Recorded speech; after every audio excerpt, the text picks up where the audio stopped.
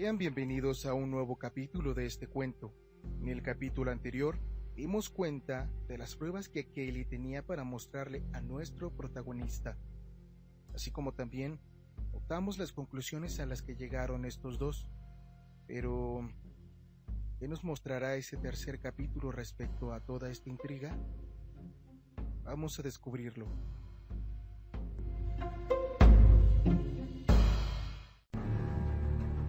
Hacia finales de junio, recibí la grabación del fonógrafo, enviada desde Brattleboro, ya que Kaylee no estaba dispuesto a confiar en las condiciones que ofrecía el ramal del norte de aquella ciudad.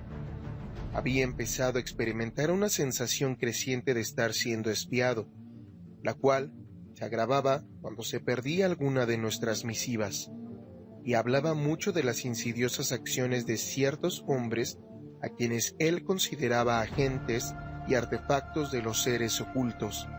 En especial, sospechaba de Walter Brown, un granjero arisco que vivía solo en una propiedad deteriorada en la ladera cerca del bosque espeso, y a quien con frecuencia se le veía holgazaneando en lugares tan dispares como Brattleboro, Bellows-Falls, Newfane y South Londonderry, por las razones más inexplicables e incoherentes.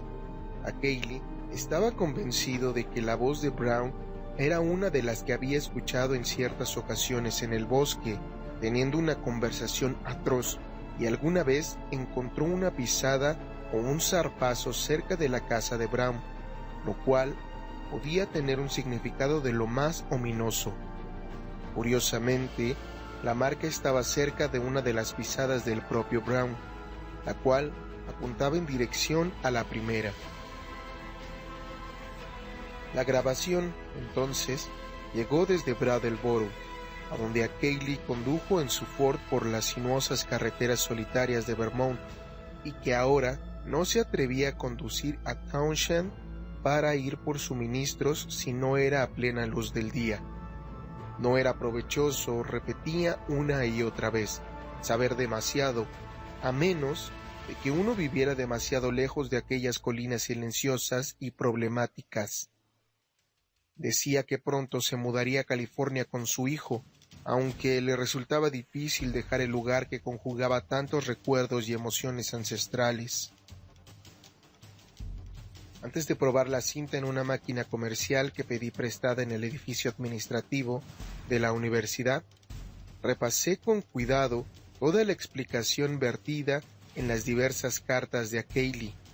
Según había dicho, la grabación fue obtenida como a la 1 de la madrugada, el 1 de mayo de 1915, cerca de la boca cerrada de una caverna ubicada donde la pendiente boscosa de Dark Mountain asciende hacia Lewisham.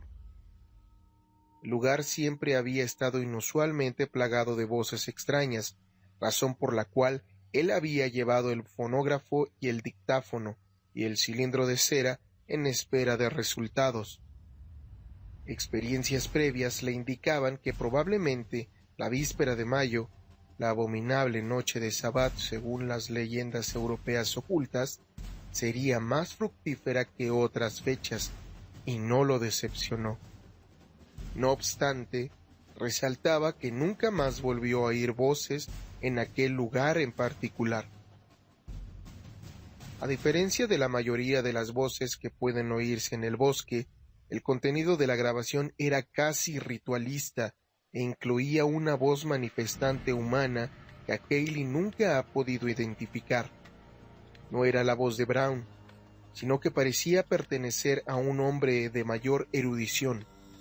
La segunda voz, sin embargo, era el verdadero anzuelo de la grabación, pues era ese maldito zumbido que no se podía comparar con ninguna voz humana, a pesar de estar enunciando ideas en un inglés culto y bien estructurado. La grabación del fonógrafo y el dictáfono no había sido del todo uniforme, además de estar en gran desventaja debido a la naturaleza lejana y mitigada del ritual grabado. Por lo tanto, los diálogos que quedaron asentados estaban bastante fragmentados. A Kaylee me había enviado una transcripción de lo que creía decir las voces, y yo lo miré de nuevo mientras ponía en marcha el aparato. El texto era oscuro y misterioso, más que abiertamente terrorífico, aunque conocer su origen, la forma en la que fue obtenido, le concedía por asociación una atrocidad mayor a la de cualquier enunciado. Lo presentaré aquí en su totalidad, tal y como lo recuerdo, pues estoy bastante confiado de que me lo sé bien de memoria, y no solo por las lecturas de las transcripciones, sino porque reproduje la grabación una y otra vez. No es algo que uno pudiera olvidar fácilmente. Es el Señor de los Bosques, incluso para los obsequios de los hombres de Len, así que de los pozos de la noche, los abismos del espacio, de los abismos del espacio a los pozos de la noche, se alaba siempre al gran Cthulhu y a Tzatzuoa, y aquel que no debe ser nombrado, siempre sus alabanzas a la cabra negra de los bosques, y a Shuv y Gurrat, la cabra de los 1000 vástagos, y a Shuv y Gurrat, la cabra negra de los bosques con sus 1000 vástagos. Y he aquí el Señor de los Bosques, siendo 7 y 9, con la escalinata de ónix que desciende, de tributo a aquel, el abismo, Sadod, aquel de quien tú nos has enseñado maravillas, sobre las alas de la noche, más allá del espacio, más allá de aquel, es el hijo menor de Yugoth, que gira solo entre éter negro en la orilla. Mezclate entre los hombres y abre camino en su lugar, para que aquel en el abismo pueda conocer. Anialar Totet, poderoso mensajero, debe dársele cuenta de todo, y él ostentará el semblante de hombre, la máscara de cera y la sotana que cubre, descenderá del mundo de los 7 soles para imitar. Nialtatotep, gran mensajero, quien porta extraña alegría a Yugoth a través del vacío, madre del millón de favorecidos, acechador entre... Esas fueron las palabras que me dispuse a escuchar al poner en marcha el fonógrafo. Con un dejo de auténtico temor y reticencia, bajé la manivela, escuché el rasguño preliminar de la punta de zafiro y sentí alivio de que las primeras palabras, débiles y fragmentadas, fueran enunciadas por una voz humana de alguien gentil y educado, con acento vagamente bostoniano que se distinguía con claridad de los nativos de las colinas de Vermont. Al escuchar la débil conversación seductora, me pareció que lo enunciado era idéntico a lo que Kaylee había transcrito con cuidado. Aquella gentil voz bostoniana canturreaba: Ia, Shuf, Nugrat, la cabra de los 1000 vástagos. Pero luego escuché la otra voz. Aún ahora me estremezco en retrospectiva cuando recuerdo cómo me impactó, a pesar de estar preparado por las explicaciones de Kaylee. Aquellos a quienes les he descrito la grabación profesan no encontrar en ella más que impostura corriente o dispares, pero si hubieran escuchado de viva voz aquella cosa maldita, o hubieran leído la totalidad de la correspondencia de Kaylee, en especial la segunda y enciclopédica carta terrible, sé que pensarían distinto. A fin de cuentas, es una tremenda lástima que no haya desobedecido a Kaylee y haberle mostrado la grabación a otros, como también una tremenda lástima que todas las cartas de Kaylee se hayan perdido.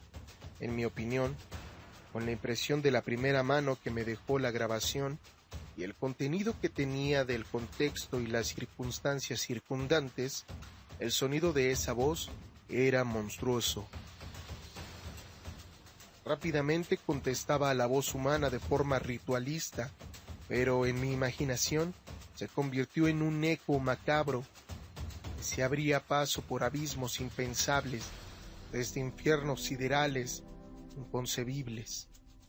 Han pasado ya más de 2 años desde la última vez que giré aquel blasfemo cilindro de cera, pero en este instante, y en todo momento, sigo pudiendo escuchar aquel vago zumbido maligno, como si fuera la primera vez.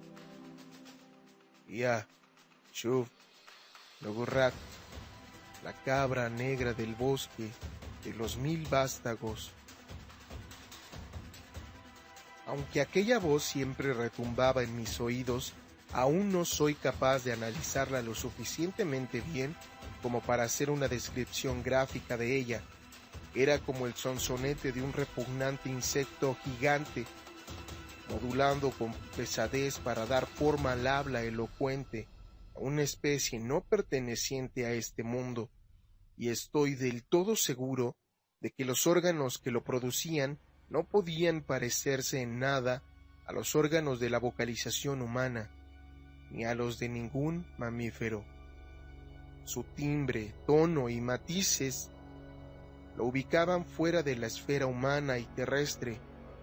Su aparición repentina aquella primera vez casi me deja frío, por lo que escuché el resto de la grabación como abstraído en mi aturdimiento. Cuando inició el diálogo más largo del zumbido aquel, se intensificó con agudeza la sensación de infinidad blasfema que me sobreacogió durante el diálogo anterior más breve. Finalmente, la grabación se terminó de manera abrupta, durante un diálogo inusualmente claro de la voz humana con acento bostoniano, pero yo me quedé como enajenado, mirando la máquina mucho tiempo después de que paró de forma automática. Sobra decir que reproduje muchas veces aquella impactante grabación, y que hice intentos exhaustivos de analizarla y comparar notas con Akeili. Sería inútil y perturbador repetir aquí todas nuestras conclusiones, pero basta con sugerir que coincidimos en creer que habíamos hallado una pista sobre el origen de alguna de las costumbres fundamentales más repugnantes de las antiguas religiones crípticas que ha practicado la humanidad. Nos parecía claro también que se habían establecido alianzas ancestrales y complejas entre las criaturas siderales ocultas y ciertos miembros de la raza humana. No teníamos forma de conocer la dimensión de dichas alianzas, ni de comparar su estado actual con el de épocas anteriores. A lo sumo, había espacio para incontables especulaciones horripilantes. Parecía haber un terrible vínculo inmemorial dividido en varias fases definidas entre la humanidad y la infinidad indescriptible. Se sugería que las blasfemias que aparecían en la Tierra provenían del oscuro planeta Yugoth, que estaba en la orilla del sistema solar. Sin embargo, este no era más que una base populosa de esa aterradora raza interestelar, cuya cuna principal debía estar más allá del continuo espacio temporal descrito por Einstein y del universo conocido. Al mismo tiempo, seguíamos discutiendo sobre la roca negra y la forma de transportarla a Arkham, pues Akeili no consideraba prudente que lo visitara en el escenario de sus estudios tormentosos. Por alguna u otra razón, Akeili temía confiarle el objeto a cualquier ruta de transporte ordinaria. Su idea definitiva fue cruzar el condado con él hasta llegar a Bellows y enviarlo por el sistema ferrocarrilero de Boston y Maine, a través de Kane y Fitchburg, aunque aquello implicaría que condujera por caminos más solitarios y sinuosos que la carretera principal a Brattleboro. Cuando envió la grabación fonográfica, vio a un hombre merodeando por la estación del tren de Brattleboro, cuya acción y expresión era desalentadora. Aquel hombre parecía demasiado ansioso como para hablar con los empleados y tomó el mismo tren en el que iba la grabación. Akeili confesó no haberse sentido tranquilo hasta que le confirmé que la grabación había llegado sana y salva a mis manos. En ese mismo periodo, la segunda semana de julio, se extravió otra de mis cartas, según supe por una misiva angustiosa de Akeili. Después de eso, me instruyó que ya no le enviara cosas a Townshend, sino que se pusiera todo el correo al cuidado de la oficina de entregas generales de Brattleboro. Él viajaría ya con frecuencia, ya fuera en su auto o en el autobús, que recientemente se había hecho cargo del servicio de pasajeros que no cubría el lento ramal del ferrocarril. Se notaba que a Kaylee se iba poniendo cada vez más nervioso, pues entraba en mayor detalle al hablar de los imparables ladridos de los perros en las noches de luna nueva y de los zarpazos frescos que en ocasiones se encontraba en el camino y en el lodo atrás de su granja por las mañanas. En una ocasión describió una incontable fila de huellas de zarpazos que apareció frente a otra fila igual de gruesa y definida de pisadas de perro, y envió una perturbadora y aborrecible fotografía para demostrarlo. Eso ocurrió después de una noche en la que los perros se desvivieron ladrando y aullando. La mañana del miércoles de 18 de julio recibí un telegrama de Bellows-Falls, en el que Kaylee decía que había enviado la roca negra por paquetería en el ferrocarril número 5508 a Boston y Maine, que salía de Bellows-Falls a las 12:15 p.m. y llegaba a la estación del norte en Boston a las 4:12 p.m. Calculé que el envío llegaría a Arkham a más tardar a mediodía, y en consecuencia me quedé en casa toda la mañana del martes para recibirlo. Sin embargo, el mediodía llegó y pasó sin que hubiera noticias del paquete, por lo que llamé a la oficina ferroviaria, en donde me informaron que no había llegado ningún envío a mi nombre. Mi siguiente acción, motivada por la creciente angustia, fue llamar de larga distancia al agente ferroviario de la estación del norte en Boston. No me sorprendió haber escuchado que mi paquete no había aparecido. El tren número 5508 había entrado a la estación el día anterior con un retraso no mayor a 35 minutos, pero no contenía ningún paquete a mi nombre. No obstante, el agente prometió iniciar una investigación de búsqueda, por lo que terminé el día enviándole a Kaylee por correo nocturno una carta en donde le exponía la situación. A la tarde siguiente recibí con encomiable prontitud un informe de la oficina de Boston. El agente me telefoneó tan pronto tuvo noticias de los hechos. Al parecer, el encargado postal del ferrocarril número 5508 había podido recordar un incidente que quizá daría cuenta de mi pérdida. Tuvo una discusión con un hombre delgado, rubio y de apariencia rústica y voz muy peculiar, la cual se dio mientras el tren esperaba en Kane, New Hampshire, poco después de la 1 de la tarde. Según relató el empleado, el hombre estaba muy inquieto por una caja pesada que afirmó estar esperando, pero que no estaba en el tren ni aparecía en los registros de la compañía. Dijo llamarse Stanley Adams y hablaba con una voz densa y un sonsonete extraño que hicieron al empleado sentirse anormalmente mareado y adormilado mientras lo escuchaba. Este último no se acordaba de cómo había terminado la conversación, pero sí recordaba haberse sentido del todo despierto cuando el tren arrancó de nuevo. El agente de la oficina de Boston agregó que el empleado era un hombre joven, cuya fiabilidad y veracidad eran incuestionables, y quien tenía un historial impecable con la empresa.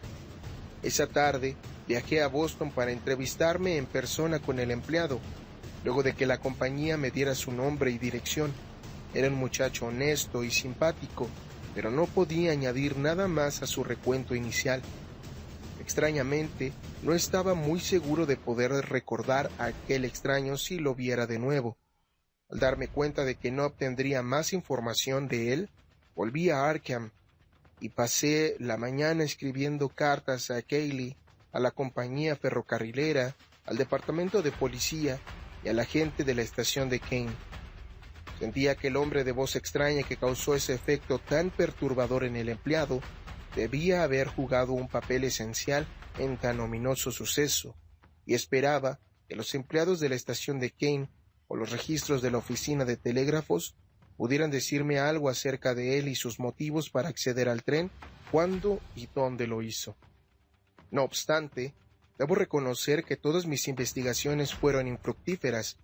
El hombre de voz peculiar efectivamente fue visto en la estación de Kane, en la tarde del 18 de julio, y un viajero lo asoció vagamente con una caja pesada, pero era un absoluto desconocido, y nadie lo había visto antes ni desde entonces.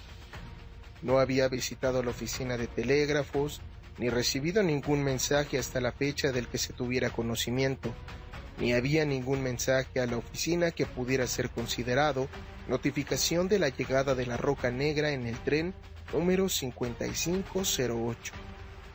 Como era de esperarse, Kaylee colaboró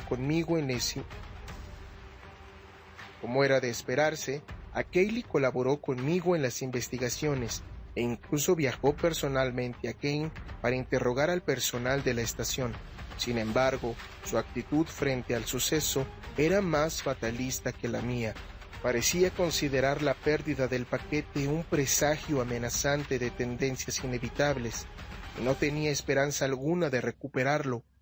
Habló sobre los indudables poderes telepáticos e hipnóticos de las criaturas de la colina y sus emisarios. En una carta sugirió que no creía que la roca siguiera estando en la Tierra. Por mi parte, yo estaba furioso, pues había creído que tendría la oportunidad de aprender cosas profundas y sorprendentes de aquellos antiguos jeroglíficos poco nítidos. El asunto se habría enquistado amargamente en mi mente, si no hubiera sido porque las siguientes cartas de Kaylee dieron comienzo a un nuevo capítulo del tremebundo problema de las colinas que atrajo toda mi atención al instante.